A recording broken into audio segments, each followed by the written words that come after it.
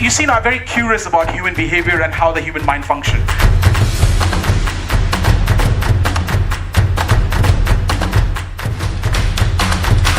You're looking for someone who can help you take you from an area of discomfort and put you in a sphere where you truly deserve. It's going to truly transform your life and take it to the next level altogether.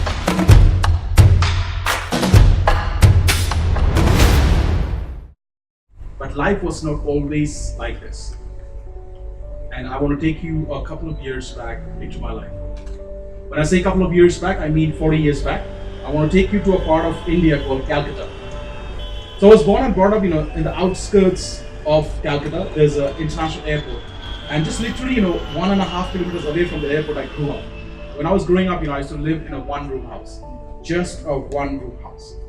2 meter by 2 meter. My dad, and my mom, they're illiterate. They can't read and write. My dad used to drive a taxi, an ambassador car, to fetch a living for our family. And my mom was and is still a full-time housewife. I've got one sibling, elder sister. And when we were growing up, in that one-room house, we had a lot of financial difficulties. I can go back and see the room in my imagination here. We had a katta, which my mom would roll out in the night, and in the morning she'll roll it back and put it on the side. As a kitchen, we had a shed next to our room. And in Calcutta, it rains very heavily for 3-4 months. So when it used to rain, it used to be struggle for her to go. I would take shower in the open swimming pool called Pupu. They call it this it's a pond. And I remember I would get 2-3 clothes from the neighbors because it's free, second-hand. And most of my life I got the second-hand books from my seniors because it's free to get off them. Now, we had a lot of difficulties in terms of finances were concerned, and my parents were smart maybe. They had some wisdom. So they wanted to send both the kids, me and my sister, to a private English medium school. So that if you learn English, you can actually rub shoulders with the best in the society.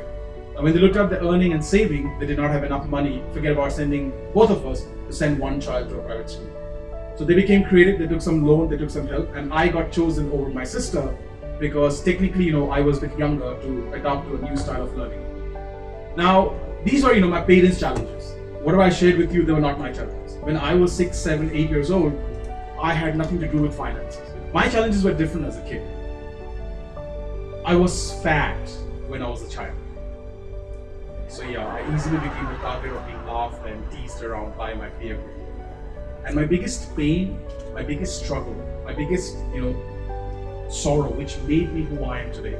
I'm a part of this incredible country called India.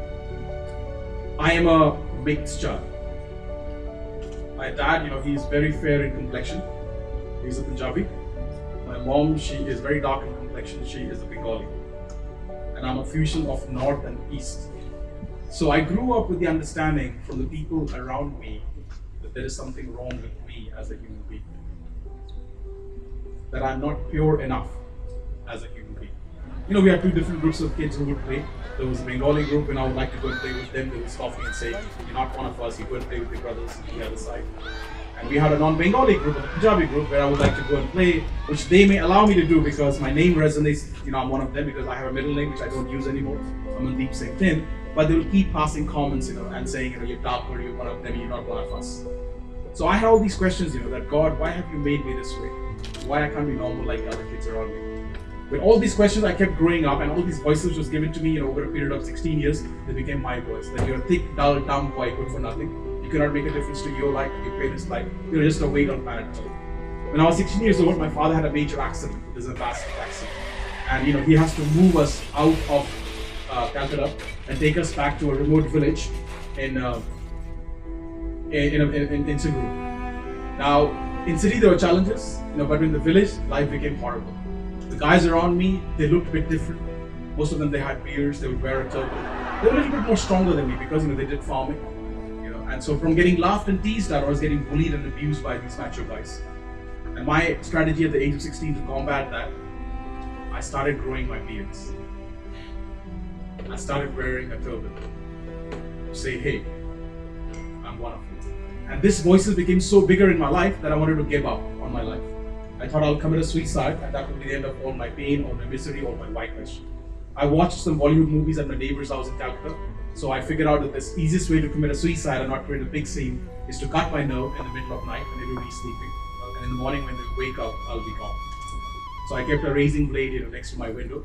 And this dark pitch night, when everybody was sleeping, I was lying down there in the dark. I got hold of that blade, and I was holding it next to my wrist here. My hands, were shaking. I was in tears. And there's a voice inside me who said, just go for it. Just press it once, and that's the end of all your pain, all your misery, all your why question gone. But I had another voice talking to me simultaneously. We all have that voice. The voice of fear. It said, it will pain a lot. A lot of blood will spill out. Maybe you can do this tomorrow night. Sometimes procrastination is good, sometimes. And you know the result what happened. But trust me, when I woke up in the morning, I was the most miserable person in my understanding. And I was looking for enough strength to go through this process, and a magic happened in my life. I got a letter dropped in at my house. Until this day, I have got no clue how they got my name and address. But the letter came from a company called Amway. It saved my life. They sent me a letter which, when I opened up, and I read the letter, I felt that time that it was written for me personally. That you're a special chosen one for a great international business opportunity, But now I understand those were marketing lines. So I went to Jalandhar, attended a meeting with Amway, and the guy who was presenting, his name is Dr. Branch. He became the first diamond for Amway business. And whatever he did from the stage, he mesmerized me. He gave me this desire deep inside my heart that I would like to do what he's doing from the stage. At the end, he said whether you join the business or not, we highly recommend that you pick up a few books which can help you to become better in your life. So I went to the back and I picked up 2 books from there. The first book I picked up was Think and Grow Rich by Napoleon Hill. And the second book I picked up was, because it resonated with my life a lot, How to Stop Worrying and Start Living by Dale Carnegie. And these books, introduced me to the world of personal development. I realized that the power for me to change my life is within me. It doesn't matter what my skin color is, it doesn't matter what my weight is, what my religion is, it just doesn't matter at all. And since that day, I have never stopped reading books. I have never stopped showing up in a training room. I've never stopped learning. Even this month, I'm going somewhere to learn from another mentor's mentor. Okay? Well, 2000 I came to Delhi, and then in 2006 I went to London, and with the help of my cousin brother, who lives in the UK for almost 50 years because one of my uncles served in the British Army. And I went to a place called Newcastle. And when I was looking for a part-time job, on a website called Gumtree, when I was in UK, I came across, by the way, I went to the UK on 25th of December 2006. To be very precise and exact. And if you want to make a note of this, it's a strategy actually. If you're looking for cheap international flights, fly on a Christmas Day. I'm serious, the flight ticket was half the price. Because he paid for my college fees, I could not be rude enough to say, can you pay for my flight as well? So I had to become creative and figure out how I can manage that with my call center salary. So yeah, I went to the UK and I was looking for a part-time job on a website called Gumtree. And where the classifieds for jobs are, next to that, there was a book flashing up. There was a picture of Tony Robbins, and it said, a free book from Tony Robbins.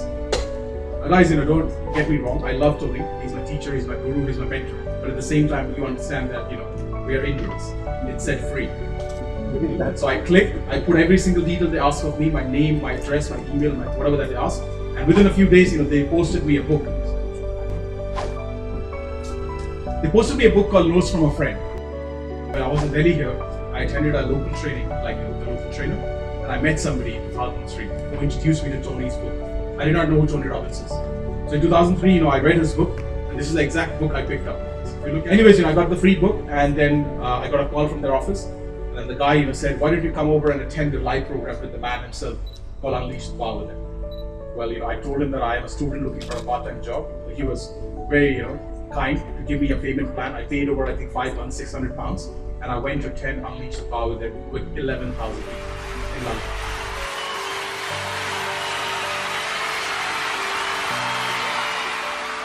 I've done some trainings, back home in India with Stephen Covey, Art of Living, all that stuff.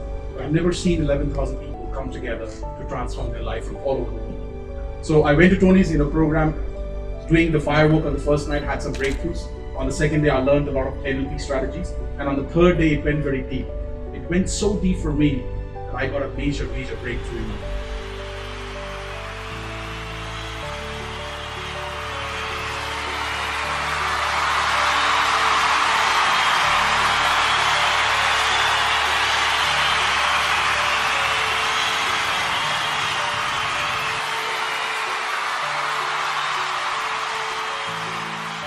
Tony gave me a gift.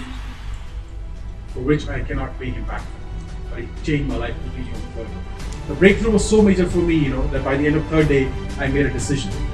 Just like the way you made a decision to show up today here, I made a decision that I may not have the right skill sets yet, I may not have the right finances yet, I may not have the blah blah, whatever it is, we keep telling ourselves, but I'll figure out a way. I will learn from the best teachers, best mentors, best trainers, and I will be a world-class speaker myself. I'll go out in the world, help people, to experience these learnings and take their life to the next level. And ladies and gentlemen, it's almost after 11 years from that time, I'm here presenting one of my own workshops for Discovery of Fitness, a preview workshop.